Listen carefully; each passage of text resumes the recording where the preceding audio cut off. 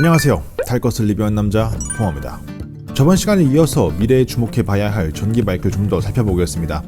혼다, 가와사키, 올라, CF모터에서 공개한 전기 바이크가 궁금하시다면 이전 영상을 시청해주세요. 이번 영상에서는 아프릴리아, 킴코, 트라이엄프, 할리데이비슨의 전기 바이크에 대해서 살펴보겠습니다. 바로 시작하겠습니다.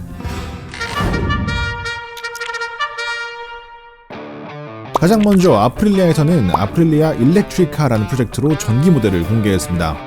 아쉽게도 실제 판매를 목적으로 하는 프로젝트는 아니고 아프릴리아라는 브랜드가 생각하는 미래의 모빌리티 방향성을 보여주기 위한 내용이라고 합니다. 아프릴리아는 미래의 이륜차가 어린 친구들의 빠르고 안전한 이동수단이 될 것이라고 내다봤습니다. 오늘날의 전기 자전거가 하고 있는 역할을 미래에는 전기 이륜차가 하지 않을까 생각한 것 같죠. 실제로 드론 택시가 멀지 않았다고 이야기되는 시점인 만큼 자동차가 아닌 다음 세대의 이동수단이 나온다면 이륜차는 역시 한 세대 전의 이동수단이 될 것이고 지금의 자전거처럼 어린이를 위한 이동수단으로 변모할 수도 있을 것 같네요. 굉장한 미래 시점을 상상하는 프로젝트인 만큼 디자인도 굉장히 도전적입니다. 이 사방에 둘러진 금장이 정말 인상적이죠. 현재 샘플에는 중앙구동 모터가 장착되어 있고 체인으로 구동되며 키리스 시스템과 LCD 계기판이 장착되어 있습니다. 이러한 기본 구조 역시 미래에는 완전히 새로워질 수도 있겠죠. 두 번째로 살펴볼 브랜드는 킴코입니다. 대만에서 시작한 브랜드인 킴코는 합리적인 가격에 높은 퀄리티의 바이크를 생산하는 걸 유명한 브랜드인 만큼 전기 바이크 시장에서 어떤 모습을 보여줄지 기대가 많이 되는 브랜드인데요. 원래는 19년도부터 전기 바이크 시장에 본격적으로 뛰어들겠다고 이야기했었지만 실제로는 좀 더 전황을 살펴보고 있는 모양새입니다. 넥스라는 라인업으로 전기 바이크를 소개하고 있는데 출시 계획이 있다고 발표했지만 실제로는 출시를 하고 있지 않아요. 2018년에 처음 공개했는데 19년에 또 공개를 했고 22년에 또 공개를 했습니다. 물론 디자인은 계속 바뀌고 있어요. 긍정적으로 생각을 해본다면 좋은 결과를 위해서 계속 노력하고 있다, 이렇게 보시면 좋을 것 같습니다. 이 넥스는 슈퍼넥스와 레보넥스 두 가지 라인업으로 구성이 되어 있는데요. 이 중에 슈퍼넥스는 레플리카 형태의 디자인을 하고 있고 실제로도 좀 더 고성능을 지향하는 모델입니다. 최고속이 무려 249km에 달하고 브레이크는 브렘보제가 사용되었다고 하고요. 액티브 사운드가 탑재되었습니다. 여러분들이 그렇게 원하시는 액티브 사운드가 탑재되어 있다고 하고 체인 구동으로 동작을 하고요. 6단 업다운 퀵시프트가 지원을 한다고 하고 트랙션 컨트롤도 탑재가 된다고 합니다. 뭔가 이상하죠? 이 전기 바이크에 관심이 있으신 분들은 이상한 점이 있다는 것을 분명히 느끼셨을 겁니다. 바로 이 6단 기어. 이 원래 일반적인 전기 모터에는 별도의 물리 기어가 없죠. 클러치 없이 단순히 스로틀 조작하는 것만으로 속도의 가감속을 하게 됩니다. 그런데 이 슈퍼넥스는 무려 업다운 퀵시프트 기능을 제공하는 6단 기어가 탑재된다고 합니다.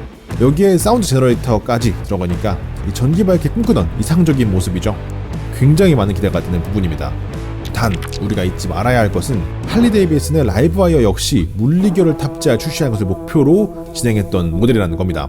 무려 8년에 가까운 개발 기간을 투자했지만 결국에는 물리기어는 빠지고 라이브와이어가 출시가 되었죠.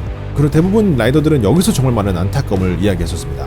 그렇기 때문에 슈퍼넥스 역시 실제로 물리기어가 탑재될 수 있을지, 그게 제대로 굴러갈 수 있을지는 좀 더 기다려봐야 알 수 있을 것 같아요. 이 레보넥스는 네이키드 형태의 전기 바이크입니다. 슈퍼넥스 대비는 좀 더 얌전한 녀석이지만 그럼에도 어마어마한 스펙을 목표로 하는 녀석인데요. 초속도 200km, 거기에 킬 시스템을 지원하고 모듈형 배터리를 장착한다고 합니다.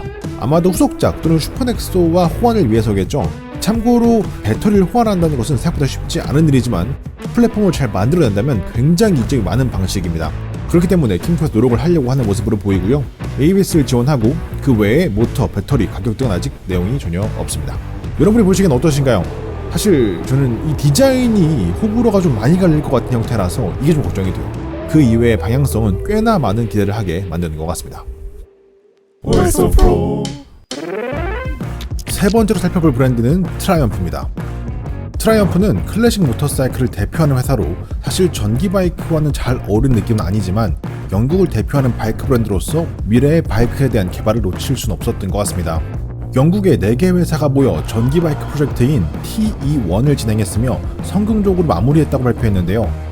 영국의 정부에서 지원하는 프로젝트인 만큼 영국의 대표 기업들이 참여했고 공개된 데이터만 본다면 정말 놀라운 수준의 결과를 내놓았습니다. 내부 테스트 환경으로의 실주행거리가 무려 160km, 3.6초의 제로백과 175마력의 파워를 내고 0에서 80%까지 20분 만에 충전이 가능하다고 합니다.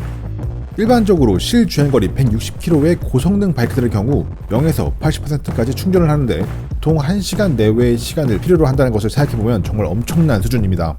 물론 자세한 배터리 용량과 충전 전류 등 상세한 정보는 전혀 공개되지 않은 상황이라 확단하기는 어렵지만 단순 수상으로는 정말 믿기 힘들 정도의 충전 속도입니다.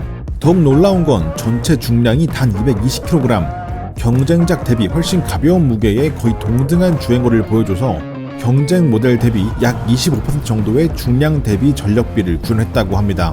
이 전동 모빌리티 세계에서는 이 배터리의 무게와 크기를 줄이는 것이 가장 큰 과제라고 할 만큼 굉장히 중요한 부분인데요. 이건 역시 실제 스펙이 공개되면 주목해서 봐야 할 내용이겠습니다. 바이크 자체 성능 역시 1200cc의 3기통 바이크에 준한다고 발표했으며 TE1만을 위해 제작한 고품질 헤리컬 기어에서 발생하는 소리 덕분에 타는 재미까지 더했다고 발표했습니다. 여기에 외부 소음을 측정하여 그것에 맞게 출력되는 사운드 제너레이터까지 탑재할 예정이라고 하네요. 발표된 내용만 본다면 지금 전기 바이크계의 선두를 달리고 있는 제로, 에너지카 정말 긴장이 할 것 같습니다. 기존의 트라이언프 대표작인 스피드 트리플을 기반으로 한 디자인이라 기본적인 완성도도 굉장히 높아 보입니다. 정말 기대가 많이 되는 모델이네요.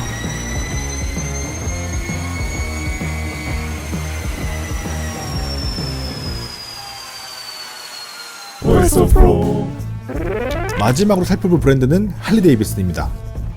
할리-데이비슨은 아마도 우리나라에서 바이크 브랜드 중에서 가장 유명한 브랜드가 아닐까 싶습니다. 바이크에 대해서 아예 모르더라도 할리라는 단어는 들어보셨을 거예요.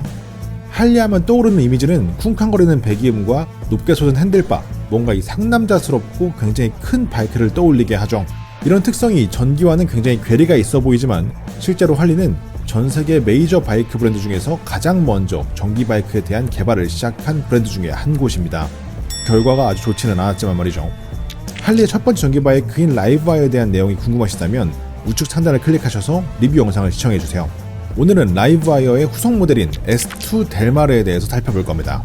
아까 킴코의 제품을 살펴보면서 이야기드렸지만 사실 할리-데이비슨의 첫 번째 전기 바이크인 라이브와이어는 개발 당시 정말 많은 관심을 받았고 제대로 만들어진다면 성공적인 대비가 가능할 수도 있다는 낙관론이 꽤 있는 바이크였습니다. 그런데 실제로는 너무나 높은 가격 때문에 시장에서 성공하지 못했는데요. S2 델마르는 그 아픔을 거울 삼아 만들어진 후속 모델이라고 생각하시면 되겠습니다. 가격을 최대한 합리적으로 내리고 필요한 부분만 착착 담아서 만들어낸 좀 더 합리적인 전기 바이크라고 볼 수가 있겠죠. 가격은 16,999달러로 확정되었고 23년 초 출고 예정입니다. 이 복합 주행 기준 180km 정도의 주행거리를 보여주고 제로백은 3.1초, 고속 충전은 레벨 2까지만 지원합니다. 전체 충전까지는 약 2시간 정도의 시간이 소요된다고 하네요. 컬러는 그레이, 블루, 블랙 3가지 선택이 가능합니다. 여러분이 보시기엔 어떠신가요? 개인적으로는 디자인이 매우 훌륭해 보이고 실제로 100km 정도의 거리를 마음껏 탈 수 있다면 도심용 머신으로 충분히 욕심내볼 만한 물건으로 보입니다. 실제로 성능이 엄청나게 강력하기도 하고요. 다만 이번에도 역시나 가격적인 부분이 발목을 잡지 않을까 우려됩니다. 같은 장르는 아니지만 BMW의 CE04가 풀옵션 기준 14,180달러에 판매가 되고 있거든요. 이 라이브와이어의 시작을 알리는 제품인 만큼 조금만 더 공격적인 가격으로 선보였다면 하는 아쉬움이 남는 이유인 것 같습니다. 오늘도 재밌게 보셨다면 좋아요, 구독하기 꼭 부탁드리겠습니다. 다음에도 더 재미있는 전동 모빌리티 소식을 가지고 돌아오겠습니다. 항상 감사합니다. 안녕. 끝!